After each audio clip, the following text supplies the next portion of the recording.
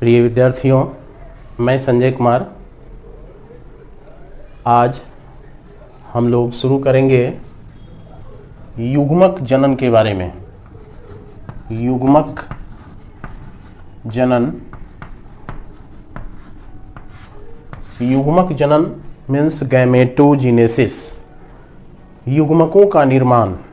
तो युग्मक किसको कहा जाता है? तो जो शुक्राणु और जो अंडाणु होते हैं, शुक्राणु और अंडाणु, उसको युग्मक कहा जाता है। तो ये कहाँ बनते हैं, इसी चीज़ को हम लोग आज समझेंगे। तो यह जो क्रिया है गैमेटोजेनेसिस कहलाती है कि युग्मक जनन की क्रिया पुरुषों के वृषण एवं स्त्रियों के अंडाशय, स्त्रियों के अंडाशय में क्रमशः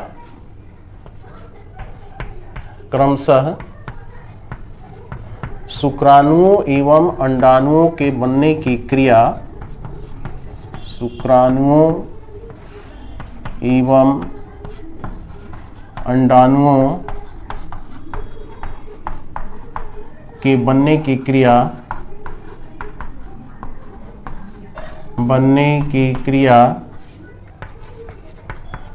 युग्मक जनन कहलाती है, गैमेटोजेनेसिस कहलाती है, युग्मक जनन कहलाती है।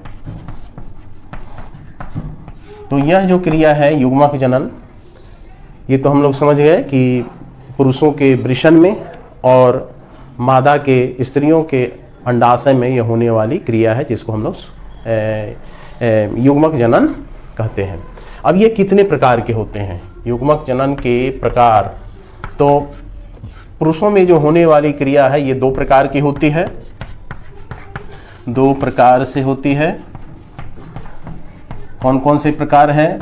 तो पहला प्रकार है जो नर में होता है, जिसको कहते हैं शुक्राणु जनन। शुक्राणु जनन किस में होते हैं? नर में होते हैं। और जो दूसरी क्रिया है जिसको कहते हैं अंडाणु जनन, तो अंडाणु जनन आपको होता है मादा में। तो ये ध्यान में रखेंगे कि शुक्राणु जनन की क्रिया नर में होती है और अंडाणु जनन की क्रिया मादा में होती है। अब हम लोग देखते हैं शुक्राणु जनन के बारे में। फर्स्ट जो है ये शुक्राणु जनन।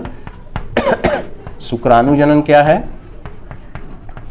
तो शुक्राणु जनन जो क्रिया होती है इसको स्पर्मेटोजेनेसिस भी कहा जाता है। इसको स्पर्मेटोजेनेसिस भी कहा जाता है। स्पर्मा मीन्स सीड्स और जेनेसिस का मतलब ऑरिजिन, मतलब स्पर्म्स का जहाँ उत्पत्ति होता है। अब ये जो शुक्राणु जनन होते हैं इनका जो स्थल है कहाँ होता है? ये जो शुक्राणु जनन है ये कहाँ होते हैं, किस जगह पर ये होते हैं? तो इसमें है क्या कि नर में होता है, ये नर के वृषण में होता है, टेस्टिस में होता है। अब वृषण में भी एक शुक्रजनक नलिकाएं होती है। इसके स्ट्रक्चर में हम लोग पढ़े थे, नर जनन अंग में हम लोग देखे हैं कि नर के वृषण के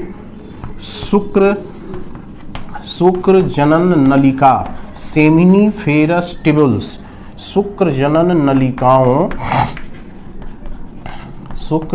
नलिकाओं में क्या होते हैं? यह क्रिया शुक्राणु जनन की क्रिया होती है, में शुक्राणु जनन होता है, शुक्राणु जनन होता है।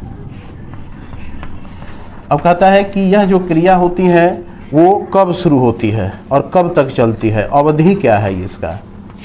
नर में शुक्राणु बनने की जो अवधि है वो कब से कब तक होती है? तो यह जो वृषण में जो शुक्रजनन नलिकाएं हैं, ये देखिएगा टेस्टिस का जो डायग्राम आप देखे हैं उस डायग्राम में शुक्रजनन नलिकाएं हैं और उसी के अंदर जो कोशिकाएं होती है वो विभाजित करके और तब जो है अलग अलग कोशिकाओं में परिणत होती है और परिणत होने के बाद अंत में शुक्राणु का निर्माण होता है। तो यह जो क्रिया होती है शुक्राणु जनन की, ये शुरू होता है कब से?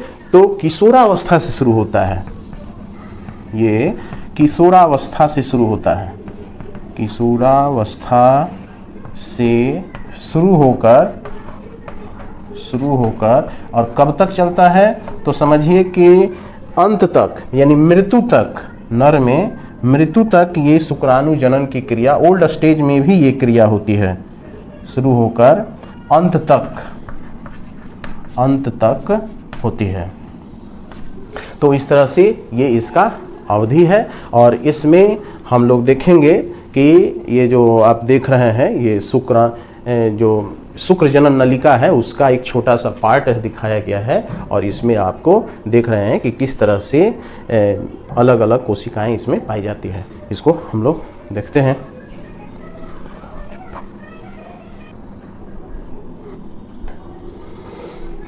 अब हम लोग देखते हैं कि ये जो डायग्राम दिया हुआ है कि इसमें किस तरह से शुक्राणु का निर्माण होता है। तो इसमें आप देख रहे हैं कि सबसे बाहर ये जो है, सबसे बाहर ये एक कोशिका का लेयर है जिसको जर्म कोशिकाओं का लेयर कहा जाता है। और ये जर्म कोशिकाएं माइटोसिस, समसूत्री विभाजन करके, और ये देख रहे हैं कि एक ये लेयर है कोशिका का, ये जो लेयर देख रहे हैं कोशिका का लेयर, इसको हम लोग कहते हैं क्या? शुक्राणुजन कोशिका। इसका नाम है शुक्राणुजन कोशिका इसको कहा जाता है। इसको स्पर्मेटोगोनिया भी कहा जाता है, अंग्रेजी में इसको स्पर्मेटोगोनिया कहा जाता है। तो ये कोशिकाएं हैं, शुक्राणुजन कोशिकाएं हैं।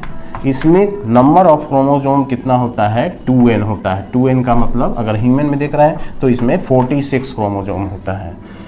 इसके बाद यही कोशिका फिर में देख रहे हैं कि आगे चल करके ये माइटोसिस ढंग से विभाजित होती है और विभाजित होकर के ये बनाती है क्या? प्राथमिक शुक्र कोशिका बनाती है, यानी प्राइमरी स्पर्मेटोसाइट बनाती है। यही कोशिका अब आगे चल करके, और ये कोशिका का एक लेयर है, ये एक कोशिका का लेयर देख रहे हैं, इसको कहते हैं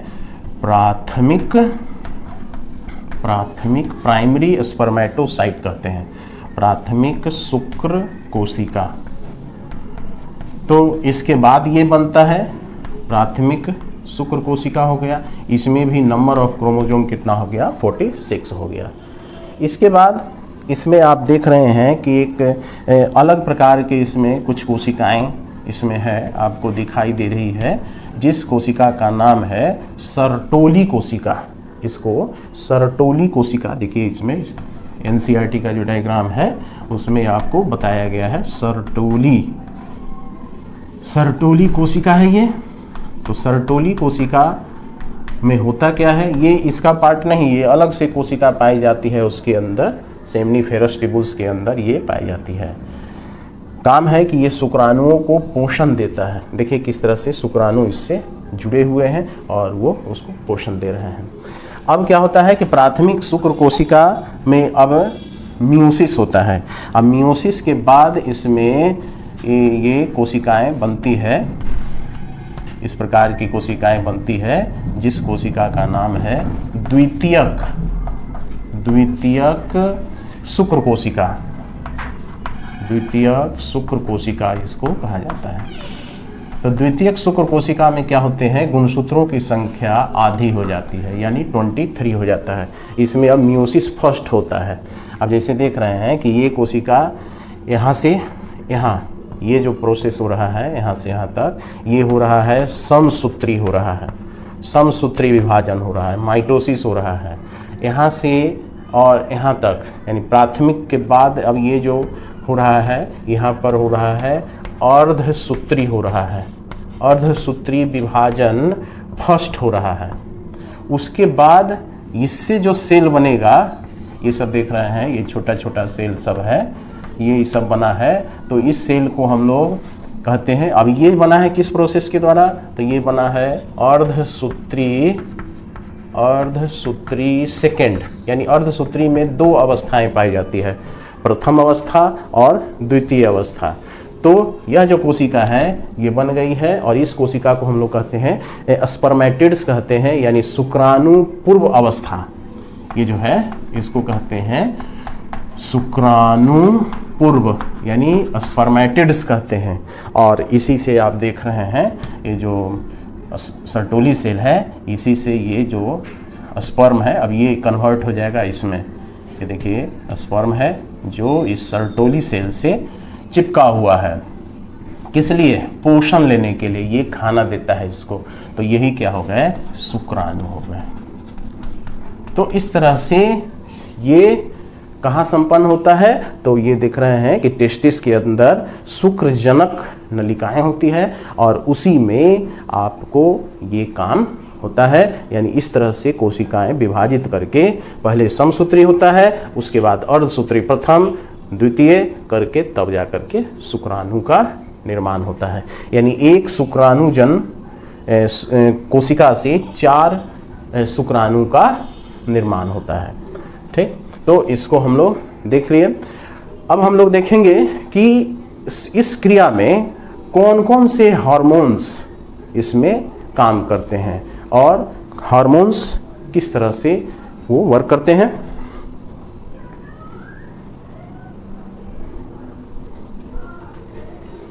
अब हम लोग देखते हैं कि शुक्राणु जनन का हार्मोनल नियंत्रण कैसे होता है, कौन कौन से हार्मोन इसको नियंत्रित करते हैं। तो शुक्राणु जनन का हार्मोनल कहाँ से कौन हार्मोन सिक्रीट होता है, स्रावित होता है? हार्मोनल नियंत्रण। तो हार्मोनल नियंत्रण में है क्या कि जैसे ये हम लोगों का जो ब्रेन है, मस्तिष्क, उसी मस्तिष्क में ये आपको ये ब्रेन है और ब्रेन में ही यहाँ पर एक पार्ट है जिसको कहते हैं हाइपोथैलेमस कहा जाता है। तो हाइपोथैलेमस हो गया और यहाँ पर ये जो देख रहे हैं ग्लैंड है जिसका नाम क्या है? पिट्यूटरी ग्लैंड है। ये इसका नाम पिट्यूटरी ग्लैंड है, पीयूष ग्रंथि इसको कहा जाता है। तो यही से शुरुआत होता है इस शुक्राणु जनन का काम। जैसे यहाँ से सिग्नल कौन जनरेट किया? हाइपोथैलेमस से एक हार्मोन सिक्रीट होता है जिसका नाम है GnRH। GnRH का मतलब हो गया गोनाडोट्रोपिक रिलीजिंग हार्मोन। ये जो हार्मोन है gonadotropin releasing hormone, releasing hormone इसको कहा जाता है। कहाँ से सिक्रीट हो रहा है? तो ये सिक्रीट हो रहा है आपको हाइपोथैलेमस से। किस पर काम कर रहा है? तो इस पिट्यूटरी ग्लैंड पर, एंटीरियर पिट्यूटरी पर काम करता है, अग्र पिट्यूटरी पर। और इस पर जब काम करता है तो ये पिट्यूटरी ग्लैंड उत्तेजित हो जाता है और इससे 2 हार्मोन सिक्रीट होता है। एक हार्मोन का नाम है LH और दूसरे का नाम है FSH। LH को कहा जाता है ल्यूटिनाइजिंग हार्मोन। Luteinizing hormone. और FSH को कहा जाता है follicle stimulating hormone. Follicle stimulating hormone. तो ये हो गया पिट्यूटरी ग्लैंड से ये 2 हार्मोन सिक्रेट हुआ। अब ये कहाँ काम करते हैं? तो जैसे कि देखिए ये टेस्टिस हो गया, टेस्टिस का जो पार्ट है और उसी के अंदर ये सेमिनिफेरस ट्यूब्यूल्स पाए जाते हैं। ये अभी जो हम लोग देखे हैं कि इसी सेमिनिफेरस ट्यूब्यूल्स के अंदर शुक्राणु बनते हैं। तो यह जो है आपको क्या है? सेमिनिफेरस ट्यूब्यूल्स का मतलब हो गया शुक्रजनन नलिकाएं। ये सेमिनिफेरस ट्यूब्यूल्स हो गया और सेमिनिफेरस ट्यूब्यूल्स के बाहर आपको एक प्रकार के सेल्स होते हैं जिसको कहा जाता है, यहाँ पर ये बीच में देख रहे हैं, ये आपको इस सेल का नाम क्या है? लाइडिग सेल। लाइडिग सेल कहा जाता है, जो इसके बाहर पाए जाते हैं। तो LH अब काम करता है, ये काम किया इस पर, लाइडिग सेल पर काम किया। देखिए एरो से बना रहे हैं, यानी LH काम करेगा इस लाइडिग सेल पर, और लाइडिग सेल क्या करेगा? दो काम करेगा। एक जो है मेल, इसे लाइडिग सेल से हार्मोन निकलता है, पहले हार्मोन का सिक्रीशन कर दें। ये इससे ये हार्मोन निकलेगा जिसका नाम है एंड्रोजन। एंड्रोजन निकलता है, और ये एंड्रोजन दो काम करता है। एक, ये जो पुरुष का जो द्वितीय लैंगिक लक्षण है या जो रिप्रोडक्टिव ऑर्गन है उस पर ये काम करता है।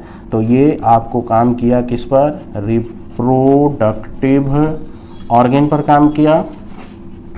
और सेकेंड जो ये एंड्रोजन है वो काम किया आपको इसके अंदर जो बन रहे हैं स्पर्म जो बन रहे हैं उसको बनाने में ये हेल्प करता है। मतलब इसका काम क्या हो गया?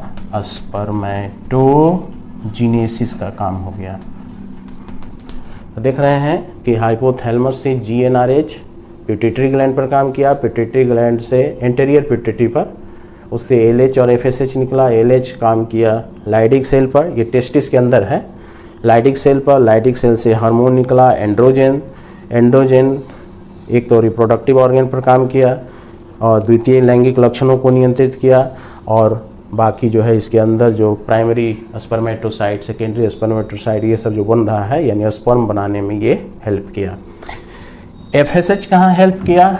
तो FSH आपको हेल्प किया इसके अंदर जो ये सेल पाए जाते हैं, ये जो सेल पाए जाते हैं इसमें प्राइमरी, ये सब फॉलिकल, उस पर ये काम करते हैं, और उसी से ये आपको स्पर्मियोजिनेसिस कराते हैं।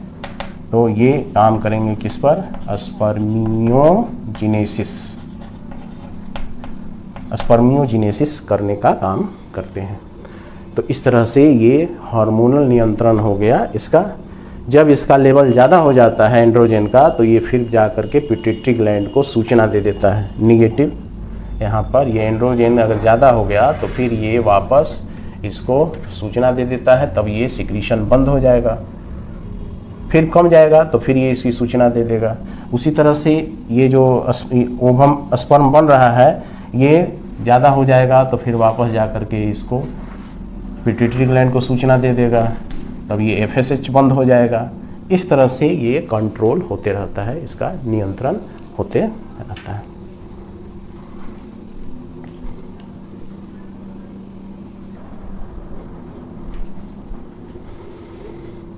अब हम लोग देखेंगे कि शुक्राणु की रचना का चित्र बनाने के लिए रहता है क्वेश्चन में, तो इसको आप ठीक से देखेंगे और इसको बनाने का प्रैक्टिस करेंगे क्योंकि इससे क्वेश्चन रहते हैं।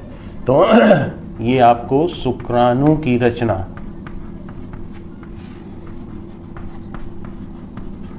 शुक्राणु सूक्ष्मदर्शी द्वारा देखे जाते हैं। ये ऐसे नहीं दिखेगा क्योंकि ये एक प्रकार का अगुणित कोशिका है। ये शुक्राणु जो है ये अगुणित यानी हैप्लॉइड, इसमें 23 गुणसूत्र पाए जाते हैं। अब इसमें शुक्राणु में क्या होते हैं, 4 भाग पाया जाता है। देखिए सबसे पहले तो ये बाहर इस शुक्राणु में ये आपको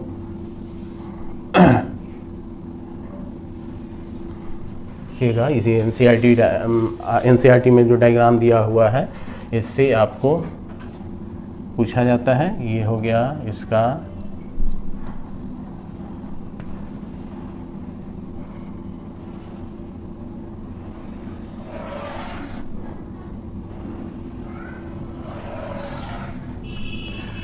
इसमें जो सबसे आगे है इधर है, जिसको कहते हैं सबसे ऊपर की ओर है ये भाग सूक्ष्मदर्शी पार्ट, जिसको शीर्ष कहा जाता है, हेड कहा जाता है।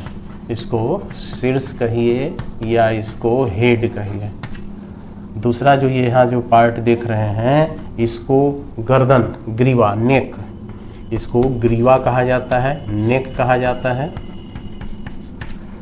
थर्ड जो पार्ट देख रहे हैं यहाँ से लेकर के यहाँ तक, ये हो गया इसका शुक्राणु का मध्य भाग हो गया, है ना, बीच का भाग हो गया। तो मध्य खंड कहिए या मध्य भाग हो गया, मिडिल पीस, मध्य खंड कहिए इसको, या अंग्रेजी में इसको मिडिल पीस कहा जाता है। और अंत में जो यहाँ से लेकर के ये जो पार्ट है जिसको कहते हैं पूंछ कहते हैं, टेल। तो ये 4 पार्ट इसमें पाए जाते हैं। अब इस शुक्राणु का जो सिर से लेके पूंछ तक जो बाहर देख रहे हैं ये रचना, ये क्या है, इसका कोशिका झिल्ली है, कोशिका झिल्ली, प्लाज्मा मेम्ब्रेन। और इसी झिल्ली के नीचे एक कैप लाइक, एक टोपी के जैसा स्ट्रक्चर यहाँ पर है जिसको अग्रपिंडक कहा जाता है, अग्रपिंडक, यानी इसको एक्रोसोम कहा जाता है, अग्रपिंडक एक्रोसोम, एक्रोसोम ये पाए जाते हैं। ये टोपी नुमा रचना है जिसमें इंजाइम भरा रहता है, इसमें क्या रहते हैं, इंजाइम रहता है, एंजाइम रहते हैं जो किस समय हेल्प करते हैं, तो यही इंजाइम अंडाणु में होल बनाने का, छिद्र बनाने का काम करता है, जो निषेचन में सहायता करते हैं। जब तक होल नहीं बनेगा, जब तक छिद्र नहीं बनेगा अंडाणु में, तब तक ये शुक्राणु उसमें प्रवेश नहीं कर सकता है। तो सबसे पहले ये वही पाए जाते हैं रचना। उसके बाद इसमें एक बड़ा सा अगुणित केंद्रक होता है, ये एक बड़ा सा अगुणित केंद्रक है जिसमें ये सब क्रोमोसोम हो गया। तो ये अगुणित क्रोमोसोम युक्त, अगुणित माने हैप्लॉइड, अगुणित क्रोमोसोम युक्त केंद्रक हो गया। इसी में जो नर होते हैं उन्हीं का ये लक्षण सब इसी में पाए जाते हैं, इसी का मेन काम है। इसी में डीएनए पाए जाते हैं, आनुवंशिक पदार्थ पाए जाते हैं। तो ये केंद्रक हो गया। उसके बाद मध्य जो खंड है, उसके बाद ग्रीवा में क्या होते हैं, 2 सेंट्रोसोम पाए जाते हैं, ये सेंट्रोसोम हो गया, प्रॉक्सिमल एंड डिस्टल। इसके बाद इसके अंदर पाए जाते हैं आपको सूत्रकणिका। सूत्रकणिका का मतलब हो गया माइटोकॉन्ड्रिया। इसके अंदर ये माइटोकॉन्ड्रिया ये पाए जाते हैं, ये हो गया सूत्रकणिका। सूत्रकणिका को अंग्रेजी में माइटोकॉन्ड्रिया कहा जाता है। इसका काम क्या है, तो ये सूत्रकणिका इस पूंछ को ऊर्जा देने के लिए, तैरने के लिए ऊर्जा का स्रोत है। ये तो ये तैरने के लिए ऊर्जा का स्रोत।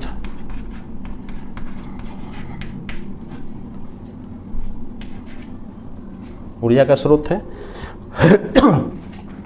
और इसी के अंदर क्या होते हैं कि इस पूंछ के ये अंदर वहाँ से जुड़ा हुआ ये एक एक्सोनिम इसको कहा जाता है, जो इसको मजबूती प्रदान करने के लिए पाए जाते हैं। तो इस तरह से इसमें 4 भाग, हेड, नेक, ये middle piece and tail. Head में देख लिया अग्रपिंडक मेन है, इसी में इंजाइम पाया जाता है, ये बड़ा सा केंद्रक हो गया। उसके बाद इसमें ये सूत्रकणिका, ये सब ऑब्जेक्टिव क्वेश्चन में रहते हैं कि सूत्रकणिका शुक्राणु के किस भाग में पाए जाते हैं, तो मध्य खंड में पाए जाते हैं। एक्रोसोम अग्रपिंडक कहाँ पाए जाते हैं, तो शुक्राणु के जो शीर्ष होते हैं सबसे आगे पाए जाते हैं। देख रहे हैं ये डायग्राम है।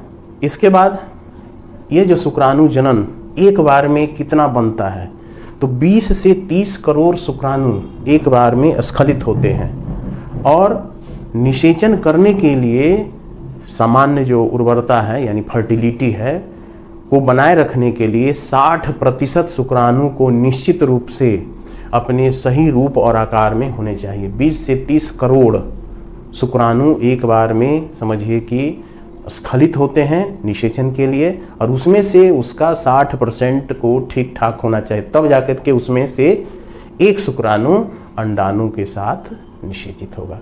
तो ये हो गया आपका शुक्राणु जनन के बारे में। इससे डायग्राम, ये जो है शुक्राणु की जो रचना है, इससे पूछे गए हैं, प्रश्न पूछे जाते हैं।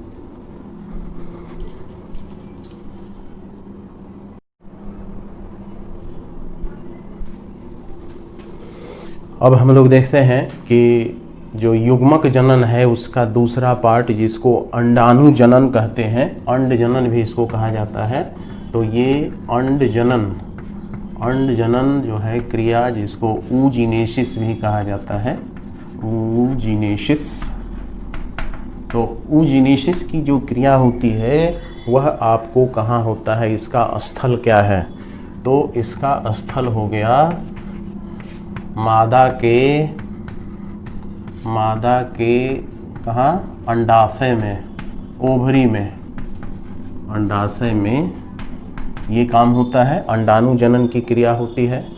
अब कब होता है, इसकी अवधि क्या है? शुक्राणु जनन तो देखे हैं कि आपको, ये देखिए अंडाशय, ये जो देख रहे हैं डायग्राम, इस अंडाशय में ये अंडाणु बनते हैं, जो एनसीईआरटी में दिया हुआ है डायग्राम।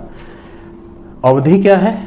तो शुक्राणु जनन जो बनते हैं किशोरावस्था से लेकर के और मरने के दिन तक, यानी वृद्धावस्था तक वो बनते रहते हैं। लेकिन इसमें क्या है कि इसका अवधि कब है? तो इसका अवधि है आपको, ये जो मादा होती है उसके अंड जनन की जो शुरुआत होती है उसके भ्रूणीय परिवर्तन के दौरान होती है।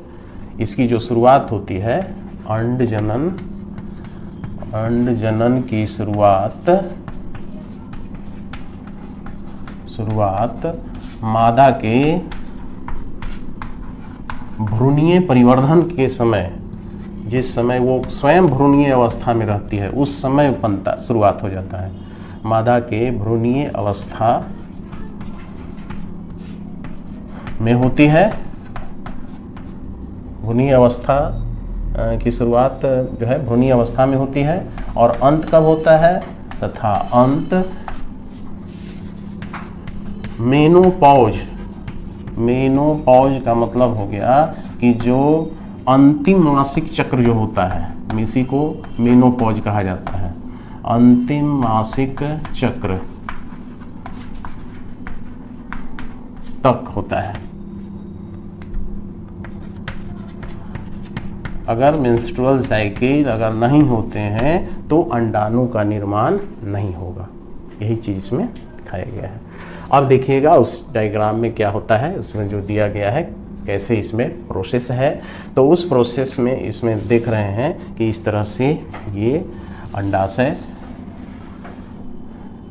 अंडाशय का ये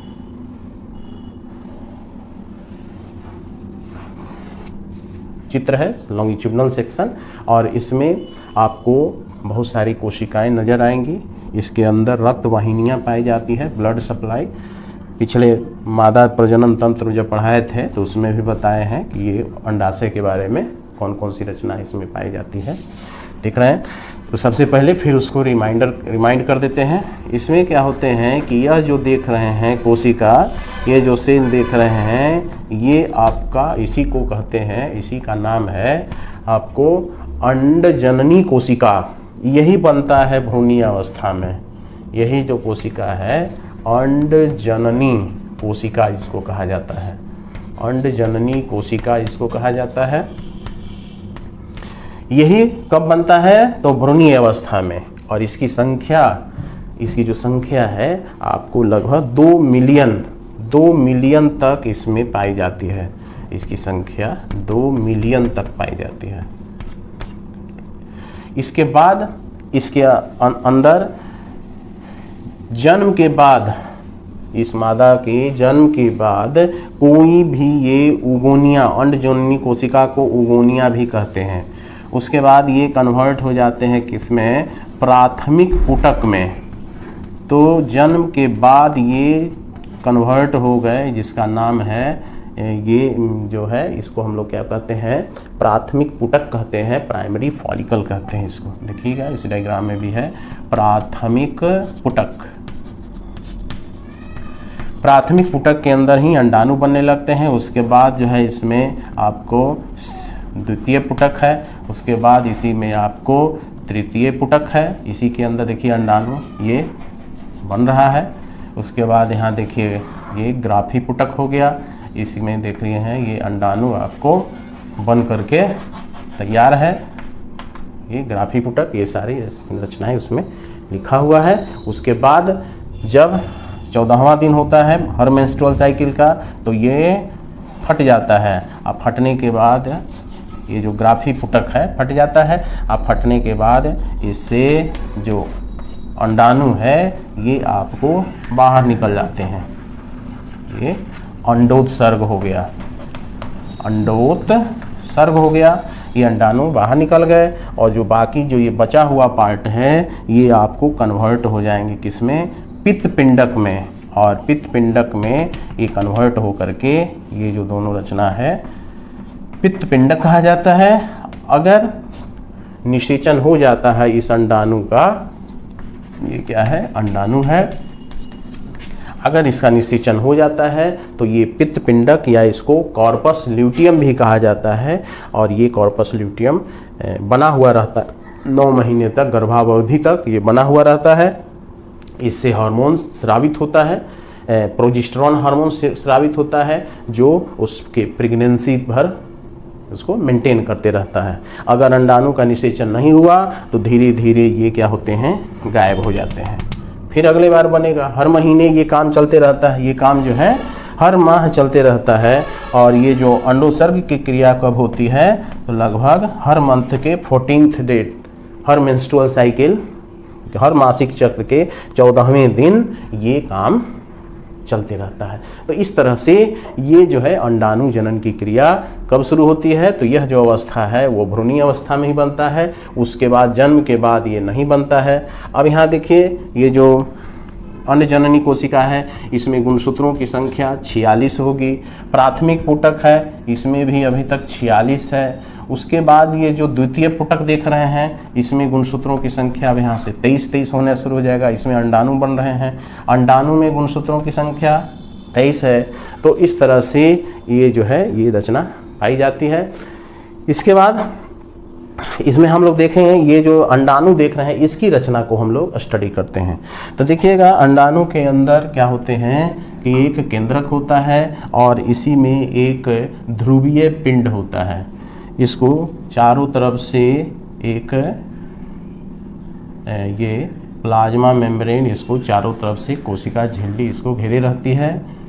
ये हो गया कोशिका झिल्ली,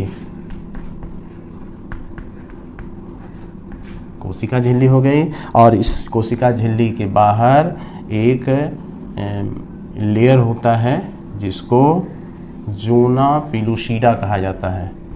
ये हो गया जूना पिलुसिडा का एक लेयर हो गया।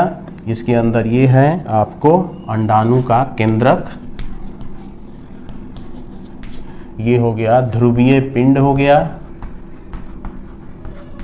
प्रथम ध्रुवीय पिंड फर्स्ट।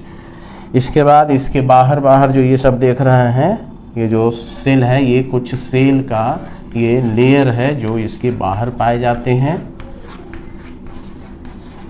इसको कहते हैं कोरोना रेडिएटा का सेल का लेयर है, कोरोना रेडिएटा है। तो ये कौन सी रचना हो गई, तो ये एक समझिए कि द्वितीयक अंडक पुटक का ये स्ट्रक्चर, सॉरी अंडक का यानी अंडाणु की ये रचना हो गई। ये अंडाणु या जो डायग्राम है अंडाणु की रचना हो गई। और इसी में अब जैसे देखिएगा एनसीईआरटी बुक में भी इसका डायग्राम दिया हुआ है, देखिए इसमें ठीक उसी तरह से ये बताया गया है।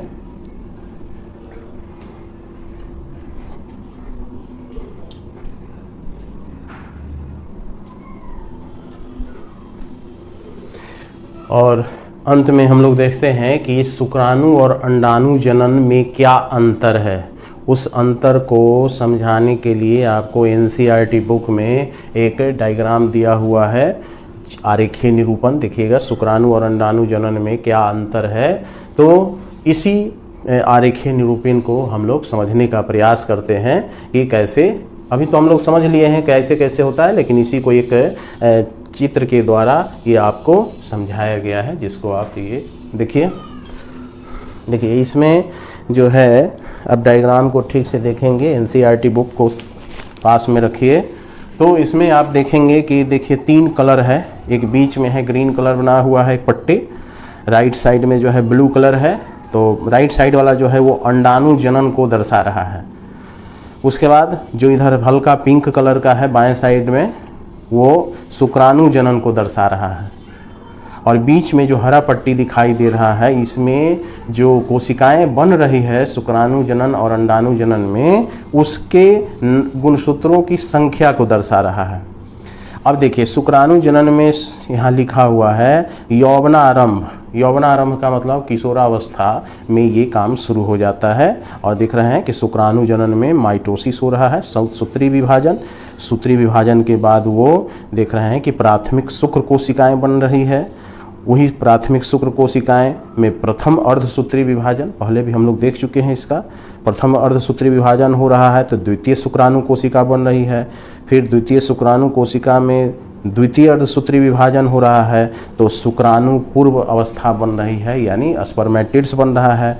और उसी में विभेदन हो रहा है तो अंत में जाकर के शुक्राणु बन रहे हैं। तो देख रहे हैं कि एक प्राथमिक शुक्र कोशिका से 4 शुक्राणुओं का निर्माण हो गया है। डायग्राम में क्लियर है। और सब में देखिएगा लाल ग्रीन पट्टी में उसका नंबर ऑफ क्रोमोसोम दिखाई दे रहा है। 46 है आपको प्राथमिक शुक्र कोशिकाओं में, और ये जो द्वितीय और जो शुक्राणु है इसमें 23 बता रहा है। अंडाणु जनन में अब चले आइए तो अंडाणु जनन की क्रिया देखिए लिखा हुआ है गर्भ जीवन में। गर्भ जीवन का मतलब वही भ्रूणीय अवस्था में। तो भ्रूणीय अवस्था में ही अंड जननी बनता है, जो है 2 मिलियन जो बताए हैं अंड जननी बनता है। उसी में अब देखिएगा कि जन्म के बाद अब वो जो है पहला अर्धसूत्री विभाजन होता है, उसके बाद यौना आरंभ शुरू होता है। तो हर महीने एक एक ओवम का, एक एक अंडाणु का निर्माण हो जाता है। और इस तरह से ये अंडाणु जनन को, तो थोड़ा सा अंतर है इसमें। शुक्राणु जनन में देख रहे हैं कि 1 से 4 शुक्राणुओं का निर्माण हो रहा है, और इसमें एक प्राथमिक अंडक से एक ही अंडाणु का निर्माण हो रहा है। 4 अगर हो जाता तो चारों से 4 शुक्राणु फर्टिलाइज कर जाते, और फर्टिलाइज करने के बाद उससे 4 संतान उत्पन्न हो जाते। तो ये बहुत कम स्थिति में ऐसा होता है कि 1 से ज़्यादा अंडाणु बनते हैं। कभी कभी जुड़वा बच्चों में इस तरह से हो जाता है कि दोनों अंडाशय आपको एक ही समय में अंडाणु बना देते हैं। तो ये उसमें ऐसा होता है। ठीक, तो आज हम लोग इतना ही देखते हैं कि युग्मक जनन, इससे कुछ ऑब्जेक्टिव क्वेश्चन में पूछे जाते हैं प्रश्न। और जो आपको जो डायग्राम देखे शुक्राणु के जो रचना होती है उसके बारे में डायग्राम पूछे जाते हैं।